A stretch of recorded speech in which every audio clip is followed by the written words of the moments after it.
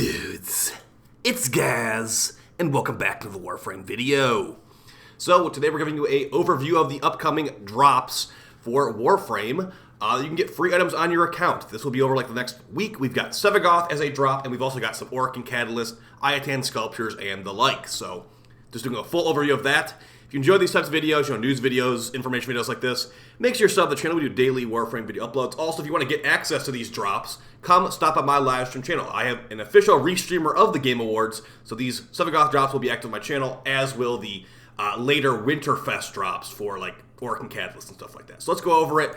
I'm also going to give a time zone converter thing where you can see when these drops will start for you in your time zone. Because actually, in some countries, it will be a different day of the week, technically, when these drops are actually active. So that's a pretty important thing, too. Also a reminder, it's just a Sevagoth drop at the end of the day. It's a couple hundred plat worth.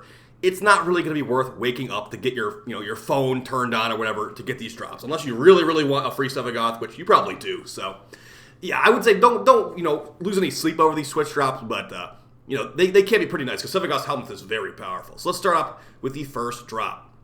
The first drop we're going to be going over is the Sevagoth fully built frame drop, which will be at the December 7th at the Game Awards.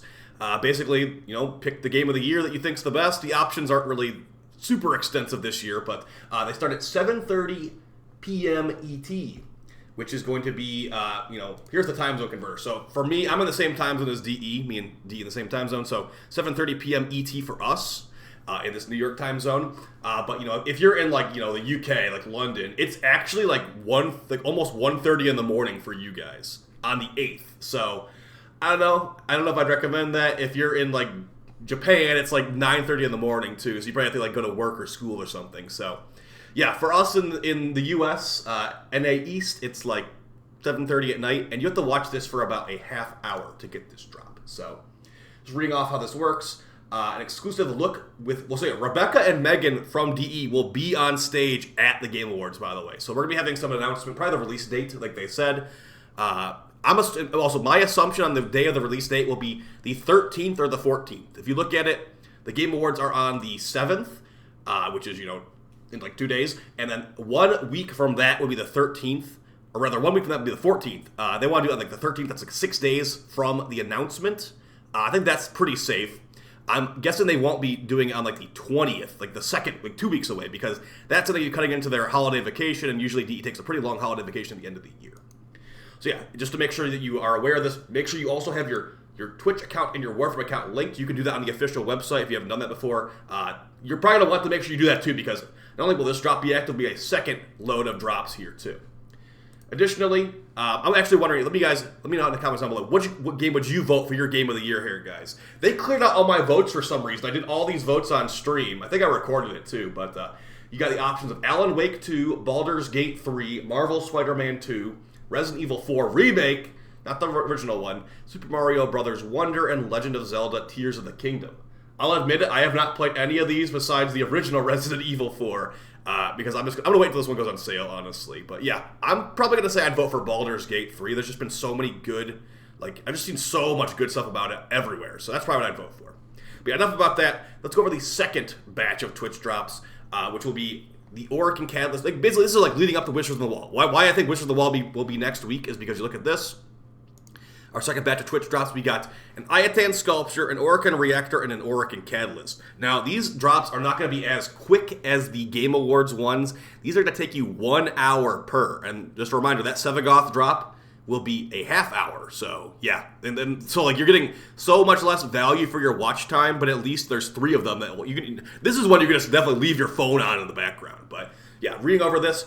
Next chapter of Warframe's approaching. Ready yourself for what will be unleashed in our Whispers on the Wall update with these new loot items. Tune into any Warframe stream to earn them. Make sure you tune into Gaz TTV's stream, though, because they'll be streaming a bunch. They'll be starting on December 8th at 11 a.m. and they're going an entire week. So they're going until December 15th at 11 a.m. So, yep, they'll have plenty of time to get those drops. So they're going to be Iatan Vaya sculpture, which can give you a couple thousand ender or whatever it is. An Auric and a Reactor to double the capacity of a frame. You can use that in the new frame Corvex, who's looking pretty good. We also got Auric and Catalyst for the third hour of watching, which will double the mod capacity of a gun or a weapon. So I don't know if the Spellbook weapon will have a built-in Catalyst, but there you go. If you need a catalyst, that's a free one right there from watching a couple hours of stream. So I appreciate if you hang out on my stream. What we're doing, we'll be doing lots of build testing, lots of farming. So this will be after they announce the Wishers on the Wall, because it's December 8th when this starts for me. So yeah, this will be like about, after 12-ish hours after they announce the Wishers on the Wall release date. We're going to have these going for an entire week. So yeah, it should be a pretty good time to be hanging out and being a Warframe player. So that's basically the overview. So yeah, as far as, are these the best Twitch drops of all time? Definitely not. The best Twitch drops of all time will, and honestly, I hope they never beat this, because that was ridiculous. You guys remember a couple months ago when there was Tau Shards as Twitch drops, and DE said out of nowhere, hey, how about we make 2 Tau Shards as a Twitch drop instead? So I ended up getting 2 Crimson Tau Shards for 1 stream. That was pretty nuts. So yeah, I think that's actually something you look forward to. Every big dev stream, they're gonna have some juicy drops. Like we had Umbra Forma last dev stream. We ended up getting 2 Umbra Forma for that one too. So yeah, for a little stream like this, not little, but Game Awards announcing the Wizards of the Wall release date is big. But they're not looking to give away Umbra Forma, because think about it too, these drops are going to new players too. Everyone that's watching the Game Awards is getting these Twitch drops, and it's like, okay, if you've never played Warframe before, you're just gonna have a Sevagoth and have no idea what to do with it. So yeah, I'm probably gonna have a Sevagoth new player build coming out on the 8th as well. But we'll see if there's big announcements on the Game Awards. I'll probably make videos on that instead. But yeah, I think it's kind of funny that Sevagoth is the drop. So just in case you didn't know this, if you are someone that has, getting a Sevagoth, let's say you were getting a Sevagoth, you never had him in the first place. He is a pretty powerful frame, but the thing is that his Helmut ability, Gloom, it's one of the best in the entire game, easily. So it will make it a slowing aura around you. Additionally, this slowing aura will give you lifesteal and healing on all damage dealt. It drains energy over time, but the thing is, this ability right here, you can take the Sevagoth you get from that drop. You can go back here to the back of your ship, and you can sacrifice it to this right here. It's called Subsuming a Warframe. And once you do that, you can put the ability of Sevagoth on any frame. And look, you can't put it on him. You can't put it on him twice. That would just be silly. So that's a big thing right there. If you have access to this requires rank 3 with the infested Deimos Syndicate on Deimos, so like the Necrolisk.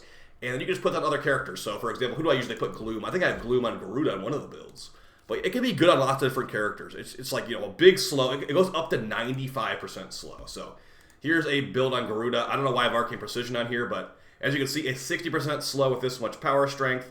And that's in a big area too. I'm always getting heals off of everything, even my blades that I launch out. So, for the third ability on her, you remove your health, you get energy back, and then everything else is just a damage ability. So you can see where this is going. Infinite health and energy. So very cool. But I usually use Breach Surge or something else on her. So that's basically it for the video, guys. Hope you find it fun and helpful. I'll probably have a Sevagoth new player guide out, or new to mid-player build out in the next couple of days too. If not, that means that something more important came up. So otherwise, I'll see you guys next time. Take it easy and peace.